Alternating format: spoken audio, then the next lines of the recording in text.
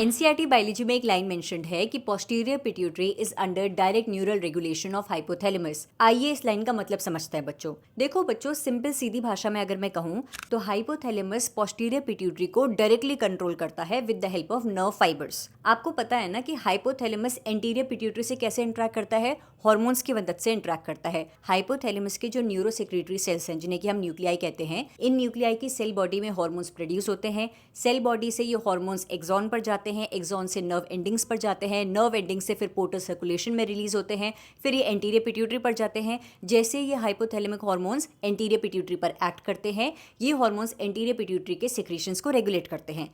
इस तरीके से हाइपोथैलेमस अपने हाइपोथैलेमिक हॉर्मोन्स की मदद से एंटीरियर पिट्यूटरी के एक्शंस को कंट्रोल कर रहा है। लेकिन जहां पोस्टीरियर पिट्यूटरी की बात आती है तो हाइपोथैलेमस को अपने हाइपोथैलेमिक हॉर्मोन्स की मदद नहीं लेनी पड़ती पोस्टीरियर पिट्यूटरी से इंटरेक्ट करने के लिए।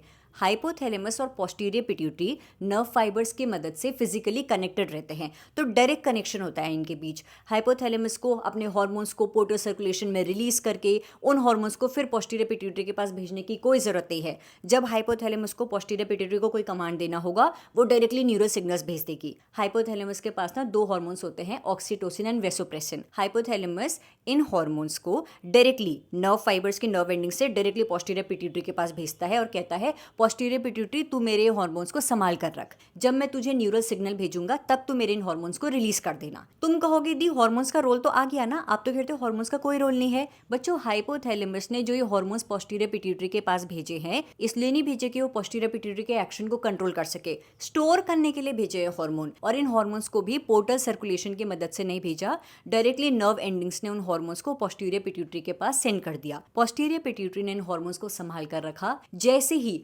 Hypothalamus neural signals posterior pituitary के पास भेजेगा कि हॉर्मोन्स रिलीज करो, पोस्टीरियर पिट्यूटरी ऑक्सीटोसिन और वेसोप्रेसिन को रिलीज कर देती है। तो क्या हुआ? हाइपोथैलेमस को पोस्टीरियर पिट्यूटरी से इंटरेक्ट करने के लिए, उसे कमांड देने के लिए सिर्फ नर्व फाइबर्स की मदद चाहिए, किसी हाइपोथैलेमिक हार्मोन की मदद नहीं चाहिए। और क्यों नहीं चाहिए? क्योंकि हाइपोथैलेमस और पोस्टीरियर पिट्यूटरी नर्व फाइबर्स की मदद से फिजिकली कनेक्टेड रहते हैं। इसीलिए एनसीईआरटी में मेंशन्ड है कि posterior pituitary is under direct neural regulation of hypothalamus. Anterior pituitary को कंट्रोल करने के लिए हाइपोथैलेमस हाइपोथैलेमिक हॉर्मोन्स की मदद लेते हैं, लेकिन पोस्टीरियर पिट्यूटरी को कंट्रोल करने के लिए, उनके एक्शंस को रेगुलेट करने के लिए जो हाइपोथैलेमस है, हॉर्मोन्स की मदद नहीं लेते, डायरेक्ट नर्व फाइबर्स की मदद से वो अपने कमांड को पोस्टीरियर पिट्यूटरी के पास भेज देते हैं। और इसीलिए posterior pituitary is under direct neural regulation of hypothalamus. समझ आया तो वीडियो जरूर लाइक करिएगा, और इसी तरीके की एनसीईआरटी की इंपॉर्टेंट लाइंस को बहुत ईजी वे में समझने के लिए stay tuned to biology 80s।